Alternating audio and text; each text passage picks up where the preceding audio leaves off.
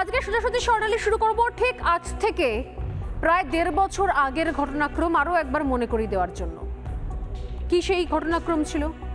আপনাদের মনে আছে যে আজকে যারা অনুব্রত মণ্ডলের কথা শুনে, কদর্য ভাষা শুনে একজন পুলিশ অফিসার তার মা বোনকে যে ভাষায় আক্রমণ করা হয়েছে, অশ্লীল ইঙ্গিত করে গালিগালাজ করা হয়েছে আইসিকে, সেটা শুনে যারা চমকে যাচ্ছেন তাদেরকে মনে করাবো যে আরো একজনের নাম মনে পড়ছে। কি?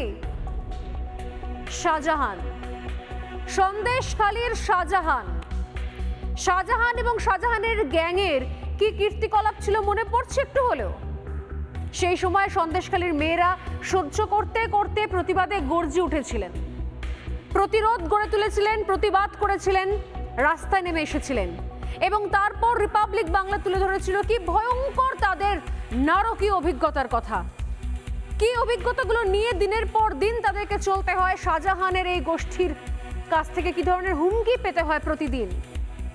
আমরা রিপাবলিক বাংলা গিয়েছি, ঘটনাস্থলে গেছি, স্পটে গেছি এবং আমরা দেখেছি কিভাবে ভয়ের হুমকিতে বাড়ির লোককে মেরে ধরে কিভাবে তাদেরকে মুখ বন্ধ করে রাখার চেষ্টা করা হয়েছে। সেই সময় তো অনেকেই, অনেক মাতব্বররা বলতে শুরু করেছিলেন যে এগুলো কি সত্যি, আদৌ এরকম বলা হয়? পশ্চিমবঙ্গে তৃণমূল কংগ্রেসের সরকার আছে, বাংলার নিজের মেয়ে রয়েছে, আদৌ এ সমস্ত হয়? সেই সময় কি কি জিনিস বলা হয়েছিল? লক্ষ্মীর ভান্ডার চাই তাহলে এসো, কম্প্রোমাইজ করো, অর্থাৎ যা বলবো তাই করতে হবে। কোথা থেকে বলা হচ্ছে? তৃণমূলের পার্টি অফিস থেকে। শেখ শাহজাহানের বিরুদ্ধে অভিযোগ এবং তার দপ্তর, সেইখানে গিয়ে বিভিন্ন ধরনের চাপের মধ্যে রাখা হতো সেখানকার হিন্দু মহিলাদের। যৎসামান্য কারণ, কারোর জমি, কারোর স্বামী, তাকে তুলিয়ে আনা হয়েছে, মারধর করা হয়েছে, কেউ বা লক্ষ্মী ভান্ডারের টাকা পায়নি। সবকিছু সমস্যার সমাধান একটাই, শেখ শাহজাহানের দপ্তরে এসো। মাঝরাত্রিরে, সারা রাত্রির ধরে সেখানে পিঠে বানানো হতো, মনে পড়ছে? এবং সেই সময় যখন বলা হয়েছিল, সেই কথাগুলো যখন তুলে ধরেছিলাম আমরা, তখন রে রে করে উঠেছিলেন অনেকে, বলতে শুরু করেছিলেন না এগুলো সত্যি নয়। অনেকে বলছিলেন যে প্রমাণ কোথায় রয়েছে, কোথায় শ্লীলতাহানি হয়েছে, কোথায় ধর্ষণ হয়েছে বা কোথায় ধর্ষণের চেষ্টা হয়েছে, প্রমাণ আছে কি? কোনো ভিডিও রেকর্ডিং আছে? ধর্ষণ হলে বা খুন জখম হলে তবে রাজ্যে পুলিশ অ্যাক্টিভ হবে, কিন্তু যদি এরকম কোনো হুমকি দেওয়া হয়, অশ্লীলতা করা হয় বাড়ির মায়েদের সঙ্গে, মেয়েদের সঙ্গে, তাহলে সেগুলো বিচার্য বিষয় নয়।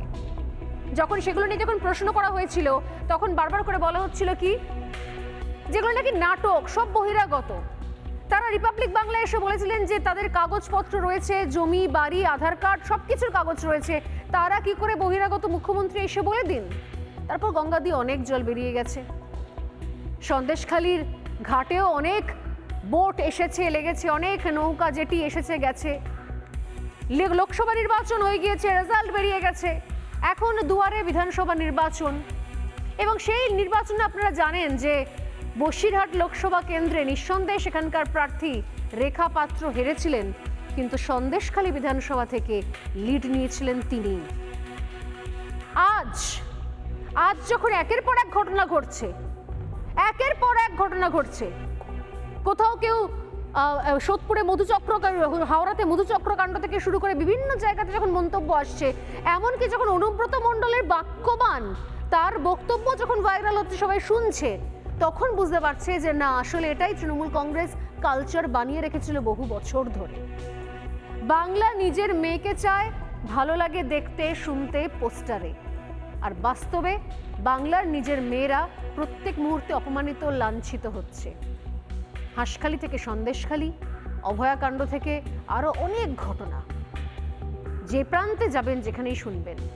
নানা ধরনের কন্টেন্ট দেখার জন্য লাইক করুন, শেয়ার করুন আমাদের ফেসবুক পেজ, সাবস্ক্রাইব করুন আমাদের ইউটিউব চ্যানেল। পাশাপাশি অন্যান্য ব্রেকিং নিউজের জন্য অবশ্যই চোখ রাখুন রিপাবলিক বাংলায়।